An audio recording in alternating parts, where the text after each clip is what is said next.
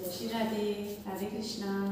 आप सभी का जन सत्संग चैनल में हार्दिक स्वागत है। और सबसे पहले आप सभी को परशोत्तम मास की हार्दिक शुभकामनाएं। जैसे हम रोज परशोत्तम मास की कथा का श्रवण कर रहे हैं, अब तक हमने 23 अध्याय का श्रवण किया है। अब हम करेंगे 24वें अध्याय की कथा का। जैसे परशोत्तम मास में हमें ये बताया हुआ है कि हमें दीपदान करना चाहिए, हमें भागवत कथा करनी चाहिए, हमें ज़्यादा से ज़्यादा भगवान की कथाओं का श्रवण करना चाहिए, तुलसी माता का हमें सिंचन करना चाहिए। जैसे हमारे घर में तुलसी माता का पौधा हो तो उससे हम जान सकते हैं कि हमारे जीवन में कष्ट आने वाला है, सुख आने वाला है। अगर हम तुलसी माता को बार बार जल दे रहे हैं फिर भी हमारी तुलसी माता सूख रही है तो समझो हमारे जीवन में कष्ट आने वाला है।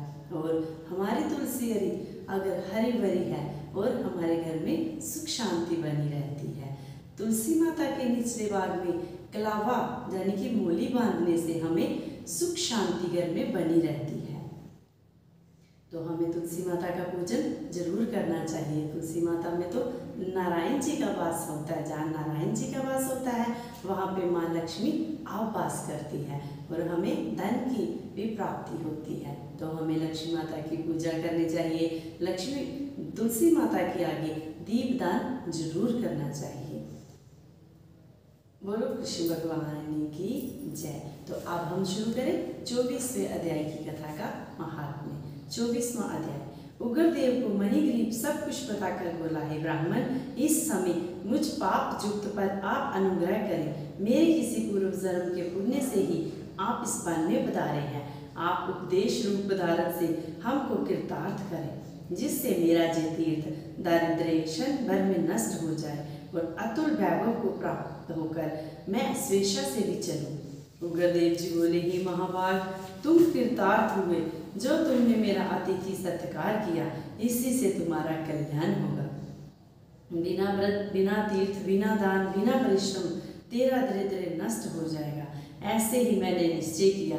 इस मास के आगे तीसरा परशोत्तम मास है, इसलिए तुम दोनों स्त्री पुरुष जतन के साथ श्री परशोत्तम मास में भगवान की प्रसन्नता के लिए दीपदान करना, जिससे तुम्हारा दरिद्र मूल सहित नष्ट हो जाएगा। तिलों के तेल से दीपदान करना, ऐश्वर्य होने पर घी से करना, इस समय इस वन में बसते हुए तेरे लिए दूसरा कोई उपाय नहीं है।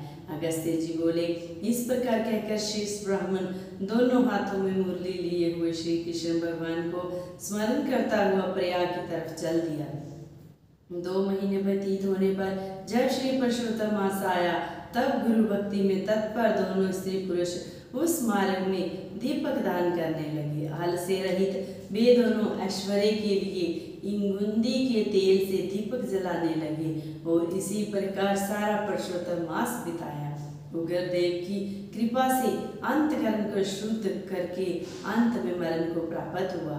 स्वर्ग को गए और वहां से सब भोगों को भोगकर उग्रदेव की कृपा से वे दोनों श्रेष्ठ जन्म को प्राप्त हुए। पूर्व जन्म में जो मृग सिंहा में तुम तत्पर थे, उस जन्म में वीर बाहु के पुत्र चित्तरबाहु के नाम से विख्यात हुए। इस समय तेरे आधे अंग को हरने वाली जो तेरी स्त्री है वह पति के पुण्य का आधा भाग लेती है। इंगुंदी के तेल से श्री परशोत्तम मास में दीपदान करने से तेरा आकंटक राज्य है। जो मनुष्य घी से अथवा तिलों के तेल से अखंड दीपक करे तो फिर कहना ही क्या। परशोत्तम मास के दीपक का ऐसा ही फल है, इसमें संशय नहीं है। उपवास आदिकों से परशोत्तम मास का व्रत करें तो फिर कहना ही क्या है।